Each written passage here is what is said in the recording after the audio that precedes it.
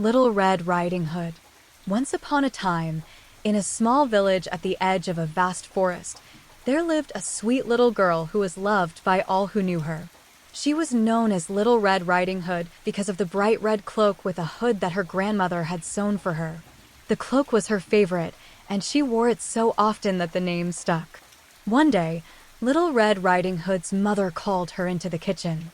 "Your grandmother is feeling unwell," she said, placing a basket on the table. "I've baked some bread and packed some fresh butter, a jar of honey, and her favorite raspberry tarts. Take this basket to her cottage, but remember, stay on the path and don't talk to strangers." Little Red Riding Hood nodded eagerly. She loved visiting her grandmother, whose cozy cottage stood deep in the forest. With her basket in hand and her red hood pulled snugly around her, she set off along the forest path, humming a cheerful tune. The forest was alive with the soft rustle of leaves and the gentle songs of birds. Sunlight streamed through the branches, creating golden patches on the ground. As Little Red Riding Hood skipped along, she admired the wildflowers blooming by the path, bright yellow buttercups, delicate bluebells, and tiny white daisies. Just as she bent down to pick a small bouquet for her grandmother, a large gray wolf stepped out from behind a tree. His eyes gleamed, and his sharp ears twitched as he smiled, showing his pointed teeth. "Good morning, little girl," the wolf said smoothly. "Where are you off to on such a lovely day?" Remembering her mother's warning, Little Red Riding Hood hesitated. But the wolf's voice sounded friendly, and she didn't want to be rude. "I'm going to visit my grandmother. She lives in the cottage at the end of the forest path. She's not feeling well, so I'm bringing her some treats." The wolf's eyes narrowed thoughtfully. "How kind of you," he said, nodding. "And what lovely flowers you found. Why not pick a few more? I'm sure your grandmother would love them." Little Red Riding Hood smiled. "That did sound like a nice idea. Thank you, Mr. Wolf. I will." While she wandered off the path to gather more flowers, the wolf slipped away, his paws silent on the forest floor. He knew the forest well and took the shortest route to the grandmother's cottage. When he reached the little house with its thatched roof and ivy-covered walls, he knocked softly on the door. "Who's there?" called grandmother from inside, her voice a little weak. "It's me, Little Red Riding Hood," the wolf replied, mimicking the girl's cheerful tone. "I've brought you some treats to make you feel better." Grandmother, trusting the voice she thought was her granddaughter's, unlocked the door. The moment the door creaked open, the wolf leapt inside.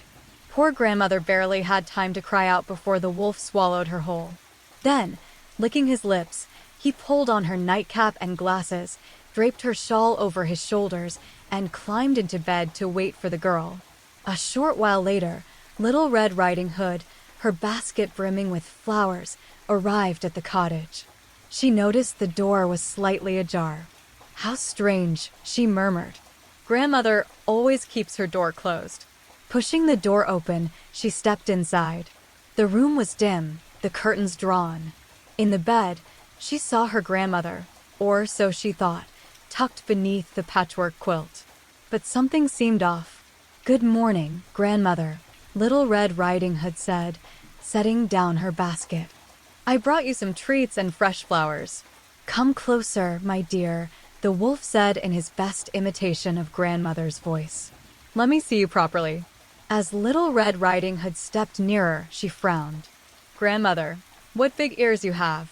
"All the better to hear you with, my child," the wolf replied, his grin widening. "And grandmother, what big eyes you have." "All the better to see you with, my dear." "And grandmother," she said, stepping back uneasily, "what big teeth you have." The wolf sprang from the bed, throwing off the shawl. "All the better to eat you with," he growled, lunging toward her. Little Red Riding Hood screamed and darted toward the door, but the wolf was fast. Just as he was about to catch her, the door burst open, and a woodsman, passing through the forest, rushed inside. He had heard her cry and had come running, axe in hand. With a mighty swing, the woodsman scared the wolf away from the girl. The wolf tried to flee, but the woodsman was quicker. After a brief struggle, the wolf lay still.